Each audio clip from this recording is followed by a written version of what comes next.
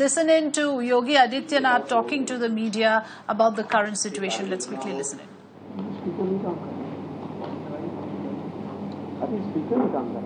देश के मंडियों को ई नाम से जोड़ करके वन नेशन वन मार्केट के तर्ज पर मंडियों को और किसान के उत्पाद को देश के अंदर कहीं भी बेचने और किसी भी प्रकार के मंडी शुल्क से मुक्त करने का क्रांतिकारी कदम हो। न्यूनतम समर्थन मूल्य किसान को लागत का 1.5 गुना दाम उपलब्ध कराने का रहा हो या फिर प्रधानमंत्री किसान सम्मान निधि। आजादी के बाद किसानों के हित में लिए गए ये सभी ऐतिहासिक और क्रांतिकारी फैसले हैं।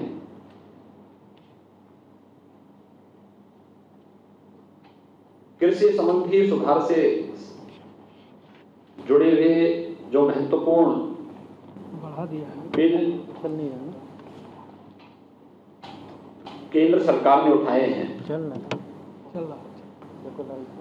जिसको लेकर के देश के कुछ राजनीतिक दलों के द्वारा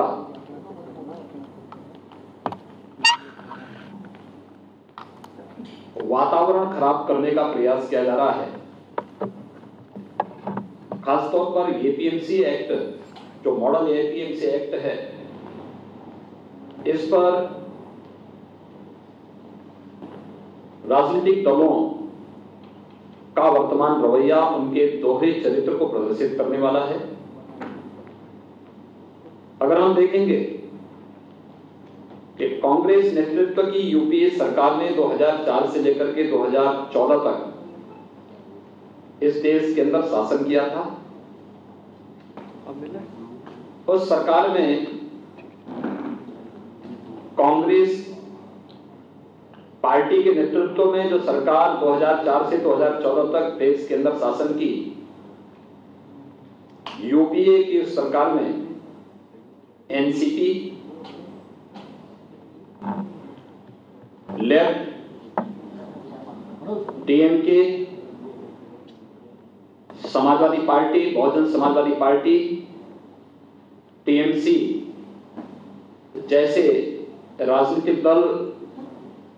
या तो सरकार में शामिल थे या सरकार को समर्थन कर रहे थे।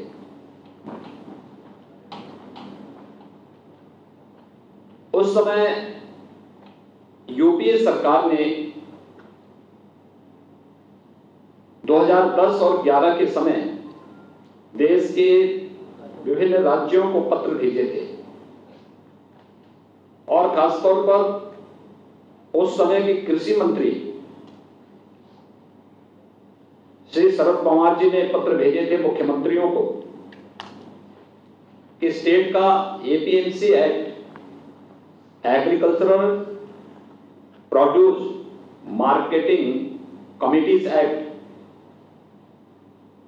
इसमें व्यापक संशोधन की आवश्यकता है और एक मॉडल एक्ट भारत सरकार इसके लिए तैयार कर रही है। इस मॉडल एक्ट के अनुसार ही इसे देश के अंदर लागू किया जाना चाहिए। मुझे आश्चर्य है कि किसी सरकार के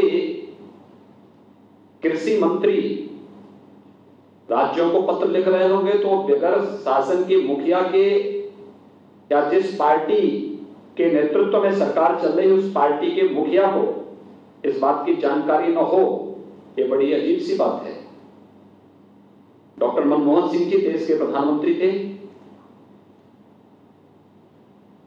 श्रीमती सोनिया गांधी जी यूपीए की चेयरपर्सन थी, श्री राहुल गांधी जी का एक अहम रोल तब भी कांग्रेस महासचिव के रूप में उस समय भी था और वे एक सांसद, कांग्रेस पार्टी के सांसद भी थे। आखिर 2010 और 11 के दौरान पत्र लिखे गए यूपीए सरकार के कृषि मंत्री ने राज्यों को एपीएमसी एक्ट में संशोधन के बारे में कांग्रेस पार्टी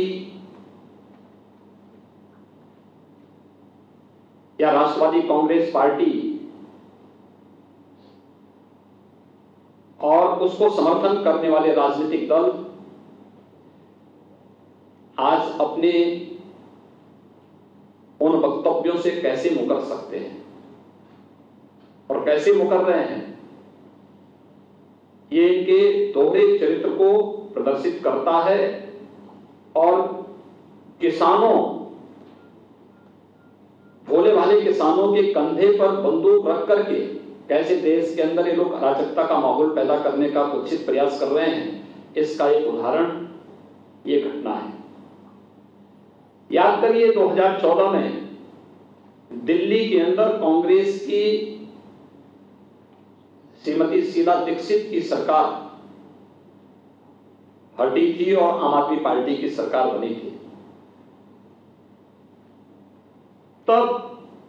कांग्रेस पार्टी के अध्यक्ष के रूप में श्री राहुल गांधी ने एक बात कही थी। कांग्रेस पार्टी के महासचिव के रूप में श्री राहुल गांधी जी ने उस समय एक बात कही थी कि आखिर कांग्रेस क्यों हारी थी, और उन्होंने इस बात का समर्थन किया था कि कांग्रेस पार्टी एपीएमसी एक्ट के अंदर संशोधन करने की पक्षधर है और वह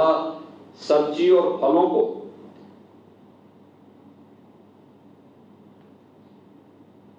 मंडी से मुक्त करने का समर्थन करेंगे, और दिल्ली में हार का कारण उन्होंने इस बात को माना था।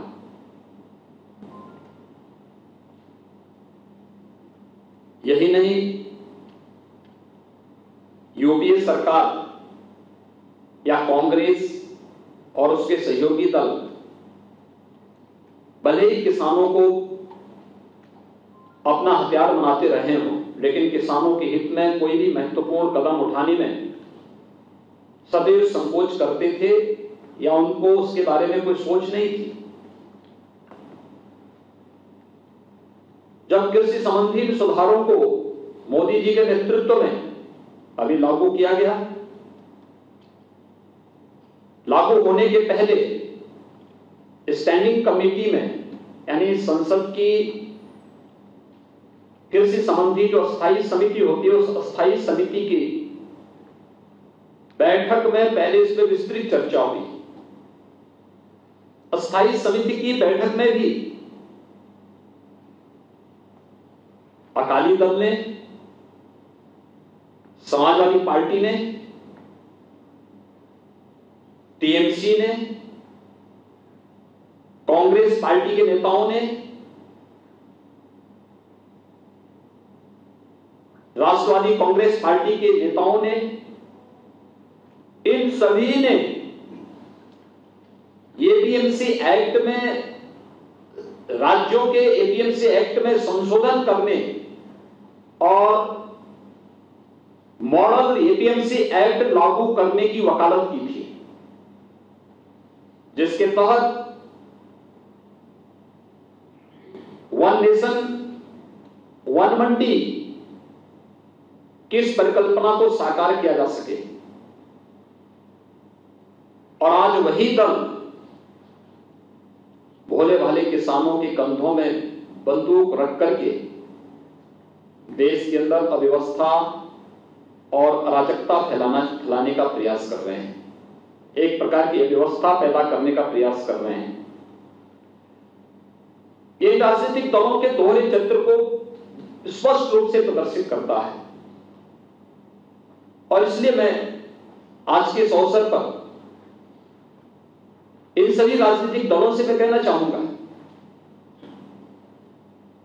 चाहे वह कांग्रेस पार्टी हो, सबसे आश्चर्यजनक तो यह है कि जो आम आदमी पार्टी दिल्ली के अंदर एपीएमसी एक्ट के तहत संशोधन के बाद इसका नोटिफिकेशन भी जारी कर चुकी है, उसने भी कल के देश के बंदी की घोषणा का समर्थन किया है। इनके दोहरे चरित्र को देखें। जब सत्ता में रहते हैं इनका आचरण कुछ और होता है, इनके वक्तव्य कुछ और होते हैं।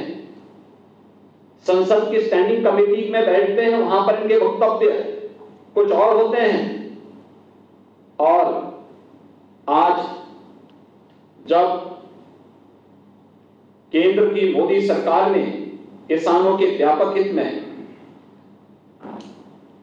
कृषि संबंधी इस कानून को पास करके देश के अंदर लागू किया है, कई राज्य सरकारों ने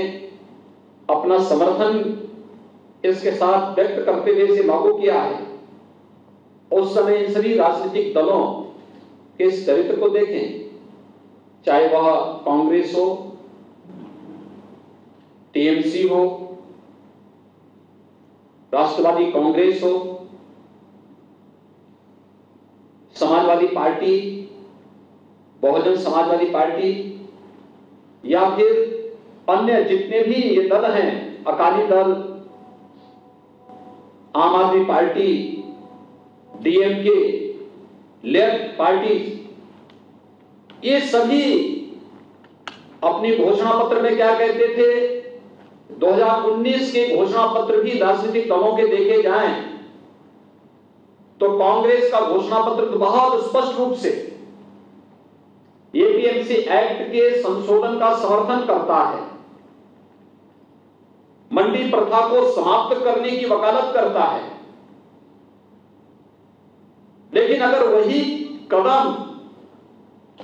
भारतीय जनता पार्टी नेतृत्व की एनडीए सरकार ने उठाया है तो आज ये लोग देश के अंदर अव्यवस्था और अराजकता का सा वातावरण पैदा करके बोले वाली किसानों को गुमराह करने का प्रयास कर रहे हैं। यह देश इन राजनीतिक दलों के इस दोहरे चरित्र का जवाब पहले ही दे चुका है। इन सभी राजनीतिक दलों को जनता के सामने माफी मांगनी चाहिए कि इन्होंने संसद में भी, सरकार में रहते हुए भी, 2019 के लोकसभा चुनाव के दौरान भी और उस चुनाव के उपरांत भी संसद की अस्थायी समिति की बैठक के दौरान भी जब परस्पर चर्चा अस्थायी समिति के सामने इस बिल पर हुई थी, तब भी इन लोगों ने जो बातें कही थी आज उससे स्वयं मुकरते हुए दिखाई दे रहे हैं।